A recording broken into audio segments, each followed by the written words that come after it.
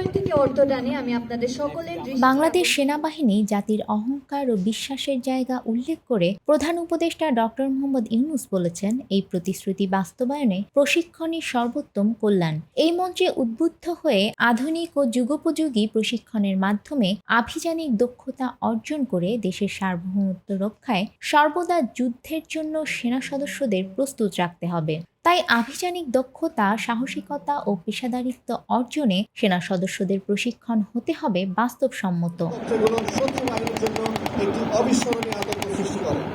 বাংলাদেশ সেনাবাহিনী প্রশিক্ষণের এই লক্ষ্যকে সামনে রেখেই এগিয়ে চলবে বলেও আশা প্রকাশ করেন প্রধান উপদেষ্টা। এ সময় অনুশীলনে অংশগ্রহণকারী সেনা সদস্যদের দক্ষতা ও উচ্চমানের প্রশিক্ষণের প্রশংসা করেন তিনি। রোববার দুপুর 11:15টায় 55 পদাতিক ডিভিশন আয়োজিত রাজবাড়ী সামরিক প্রশিক্ষণ এলাকায় সেনাবাহিনীর ম্যানুভার অনুশীলন 2024-25-এ একটি পদাতিক ব্রিগেড গ্রুপের অনুশীলনে প্রধান উপদেষ্টা এসব কথা বলেন।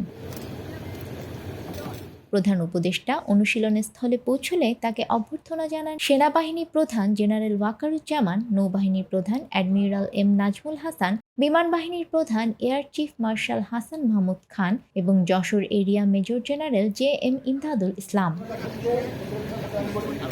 প্রায় 1 ঘণ্টাব্যাপী ওই অনুশীলনে অত্যাধুনিক সমরাস্ত্রে সজ্জিত বাংলাদেশ সেনাবাহিনীর সেনা সদস্যরা সত্যিকারের যুদ্ধের পরিবেশ সৃষ্টির মাধ্যমে আক্রমণ অনুশীলন সফলভাবে পরিচালনা করেন। নিউজ ডেস্ক, আমাদের সময়। শত্রুর লাল টারেটধারী 3টি ট্যাঙ্ক প্রস্তুত অবস্থায় রয়েছে।